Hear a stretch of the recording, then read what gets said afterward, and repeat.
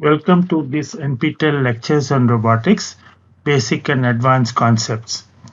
In this last lecture, in this sequence, we will look at the direct kinematics of Stewart platform manipulator.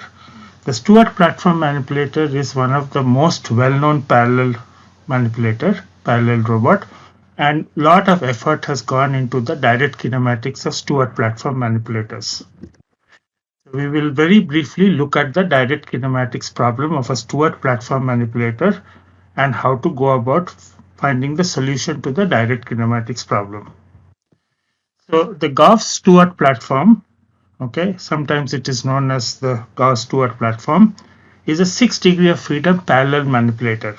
Okay, it is extensively used in flight simulators, machine tools, force torque sensors, orienting device, and it has been all these applications and many more are shown in this book by Merle, okay, in 2001.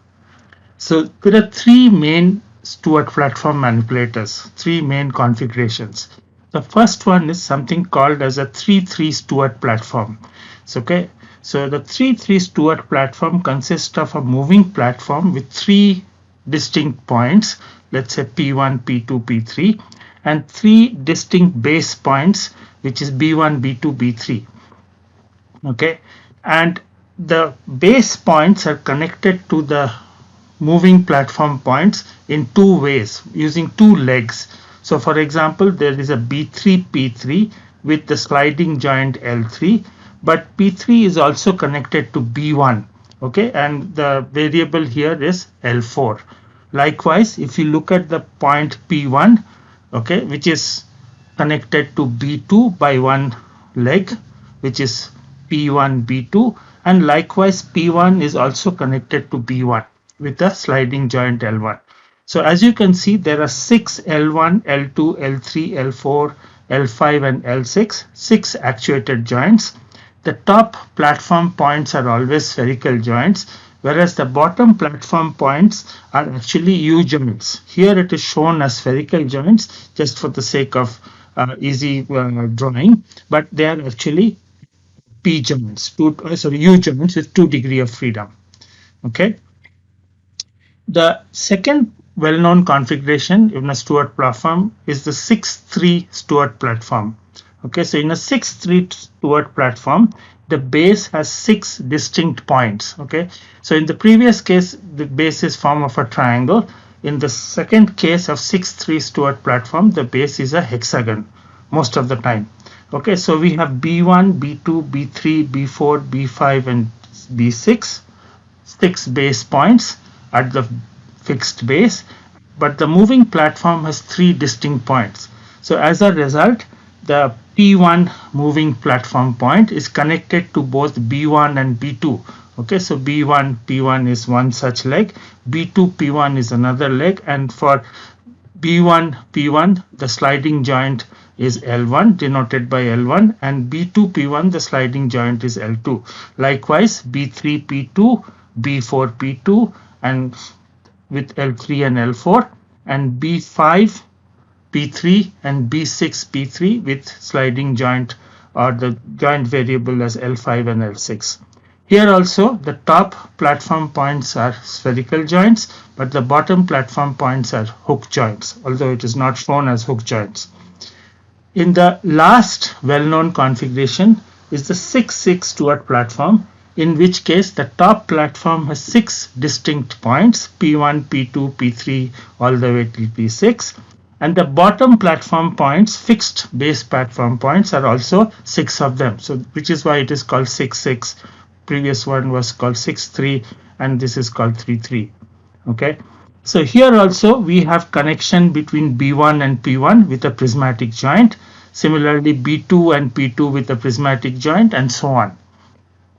Okay, or in this figure there is a slight mistake, so this should be actually B2 P2 and so on, B5 B3 P3, whereas labeling is wrong here. Doesn't matter. Basically we are having 6 points on the base platform in a hexagon and 6 points on the top platform also in a hexagon, and we connect each one of these points using a SPU chain. Okay, So let's look at the geometry of one single leg. So basically we have a fixed coordinate system in the base which is labeled as B0. There is a moving coordinate system on the top platform which is labeled with P0. So we have a vector from B0 to this P0 as B0t, and we have another vector in the moving coordinate system which is P0pi. So any one of the spherical joints is, so P1, P2, P3 and so on. Likewise, there is a vector which locates the U joint at the base with this fixed vector B0, Bi. So as you can see, it is with respect to B0. And we have another vector which goes from this this U joint to the S joint. Okay, and this is along this prismatic joint axis. So Li is the variable for that. So this hook joint is basically equivalent to two successive Euler rotations, phi I about y-axis and psi I about x-axis. Okay, and there is this spherical joint which has three possible degrees of freedom. So these are the main vectors and main variables which describe the leg of a robot, of a Stewart platform robot. So the vector B0pi, okay, so I want to find out this vector from B0 to pi. Okay, so this can be written either as sum of these two vectors or it can be written as sum of these two vectors.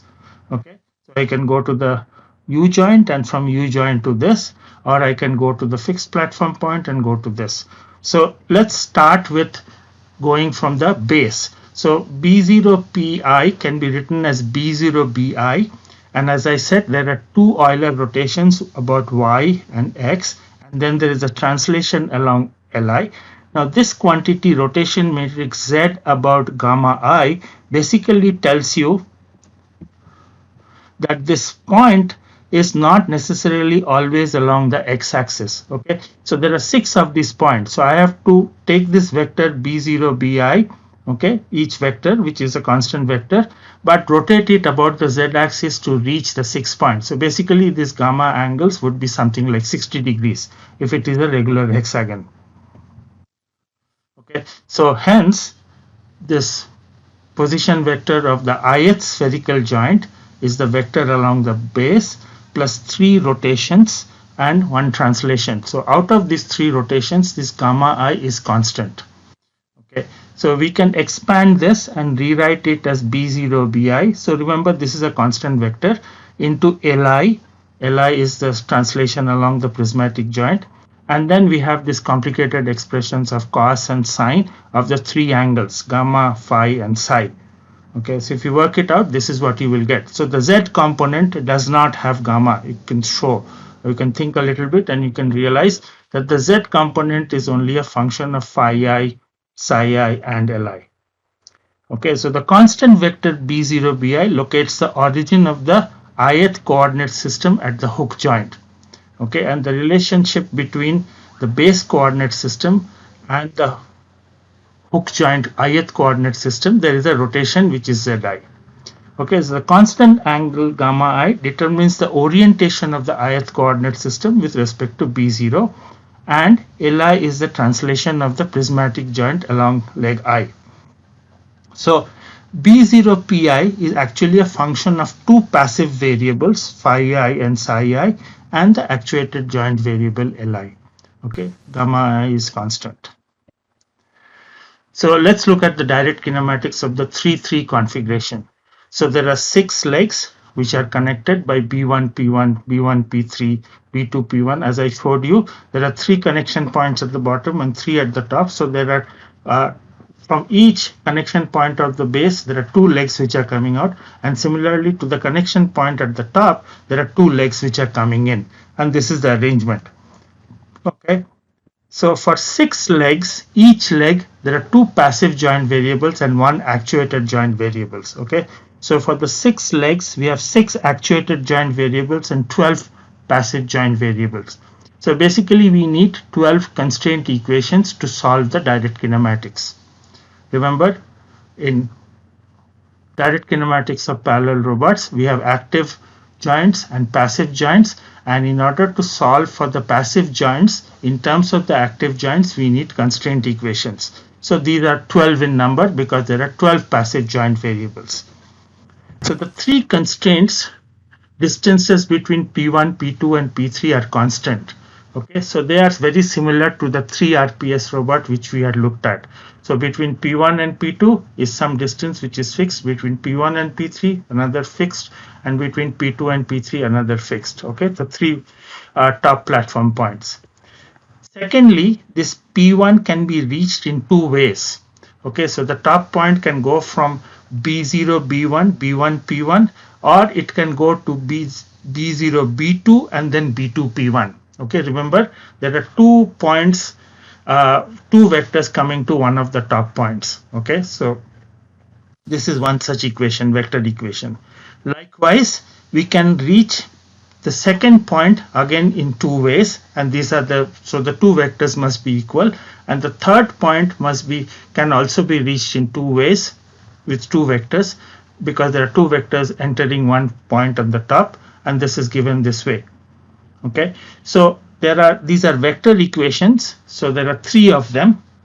Okay, so this is the x, y, z 3 components. So there are 3 into 3, 9 scalar equations in these 3 vector equations. Okay, so we have 9 here, and then we have distance between P1, P2, P2, P3 and P3, P1 as constant. So 9 plus 3, 12. So we have managed to generate 12 constraint equations, and we have 12 passive joint variables, and then we can now use elimination methods like the Sylvester's dialectic method to solve for these 12 passive joint variables.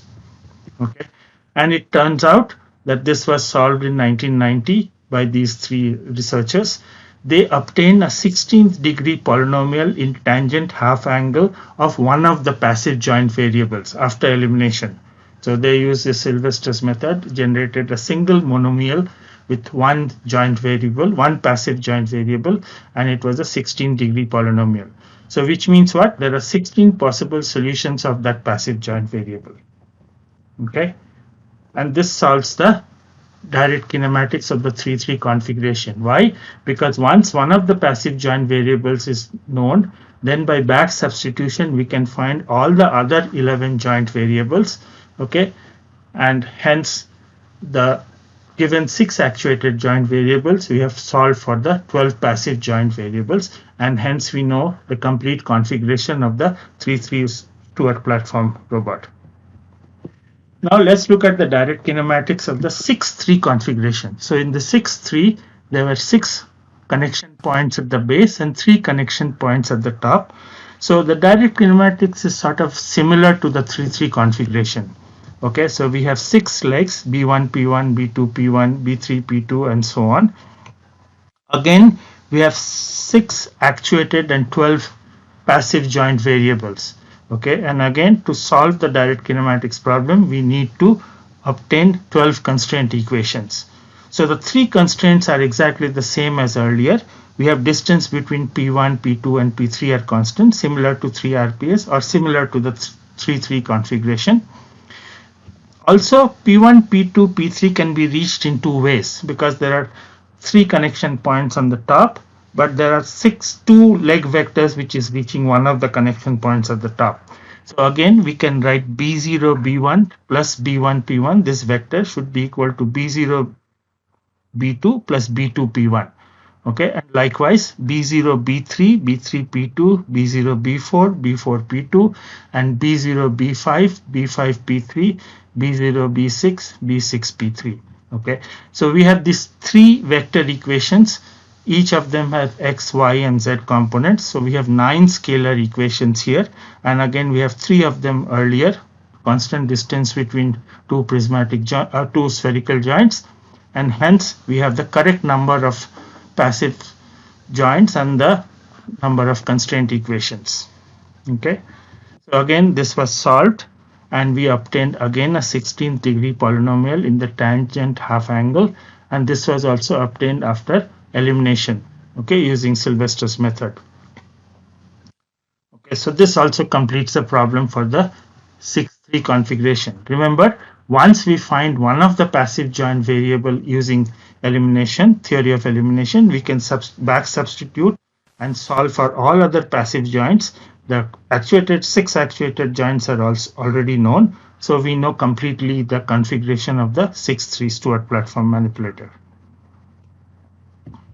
Okay. Let's finally look at the direct kinematics of the 6-6 configuration in joint space. The reason I am saying joint space, we will see there is also another way to obtain the direct kinematics of the 6-6 configuration in Cartesian space. Okay, so we have in the 6-6 configuration, we have 6 distinct points in the fixed base and moving platform.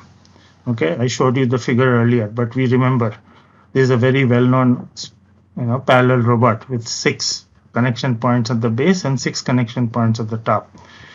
So at the base there are hook joints which are modeled as 2 intersecting rotary joints. So basically again 2 successive rotations. So there are 6 actuated variables and 12 passive variables. Again, so 6 into 2 for the hook joints and 6 actuated joint variables. So we have 12 passive variables in all and 6 actuated variables. So we need 12 constraint equation again to solve the direct kinematics problem. So let's go back and see this point P, which is on the top platform where the spherical joint is. So that can again be written as go along the base by a distance B0 Bi plus then these 3 rotations, as I said, about Y, X and Z. So this is a constant and followed by a translation of along the Z axis, okay, of the prismatic joint. So we can again simplify this. So there is a constant term B0 Bi and then Li into this cos and sine of various angles. So this we had discussed before. So I can locate the spherical joint on the top platform in terms of Li and these 3 angles gamma I, phi I, psi I. Okay, sort of clear. It is not very hard to imagine. Out of which gamma I is constant and the angles in the hook joint phi and psi need to be solved for. So we have 6 constraint equations from the SS pair. So there are 6 spherical joints on the top. So between 1 and 2 is a constant distance. Between 2 and 3 there is a constant distance. 3 and 4 and so on. So we can derive 6 constraint equations, constant distance constraint equations from the 6 SS pairs. Okay, we are looking for 12 constraint equations to solve for the 12 passive joint variables. So 6 are already known.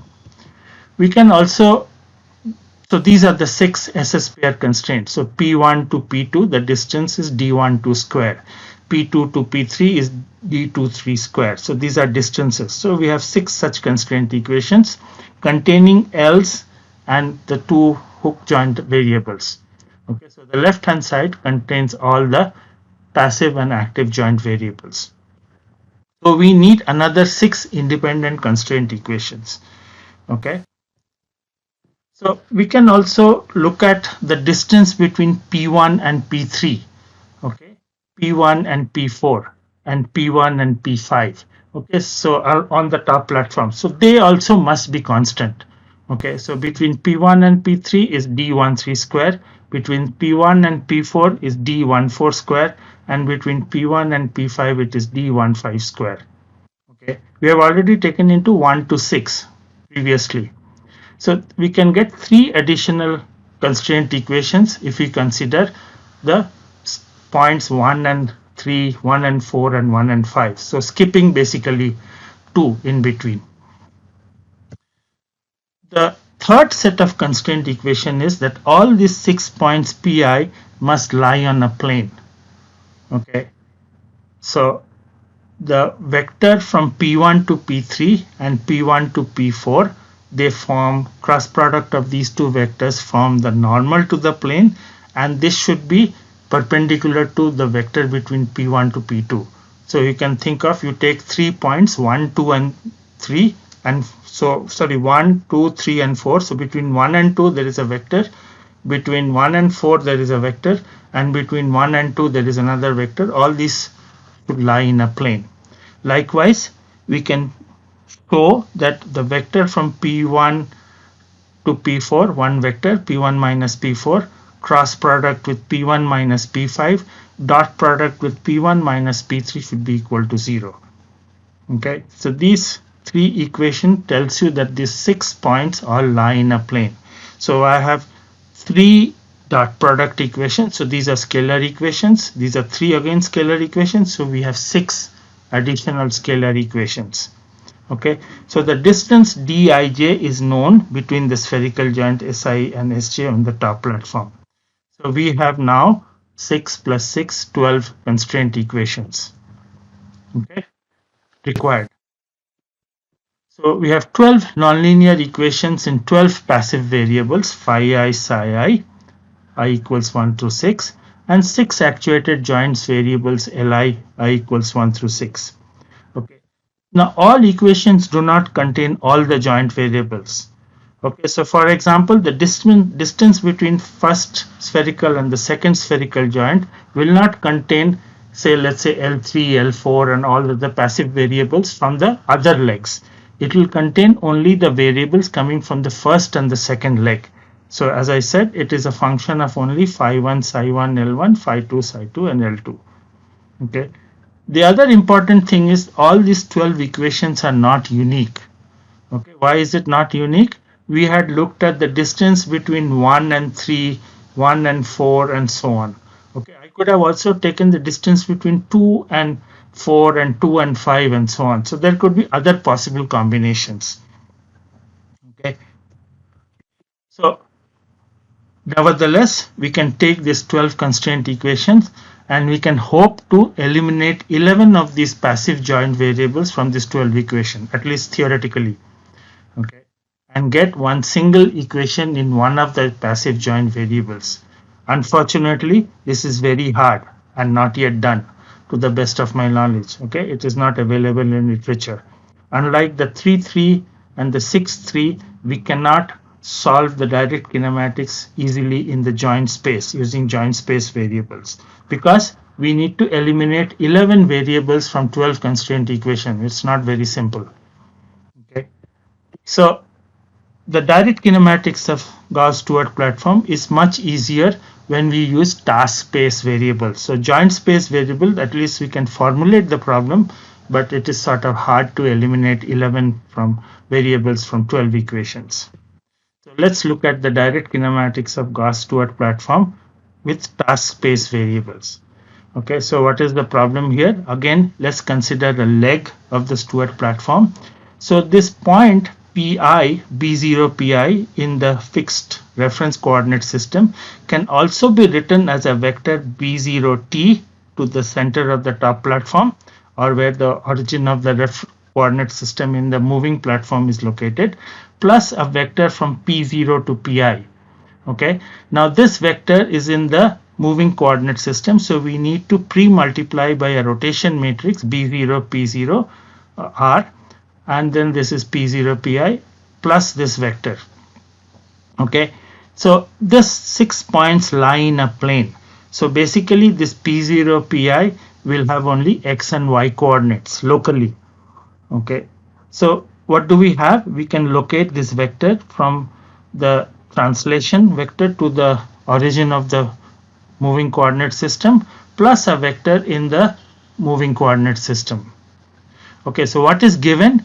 The position. Okay, we need to somehow obtain the relationship between this t and rotation matrix. This is what are the important things. Rest of it is constant. Okay, P0 Pi is some constant number with two components. So we denote the point Bi by B0 Bi, okay, fixed base. So, and the leg vector by Bi Si. So from Bi to Si, this is the leg vector.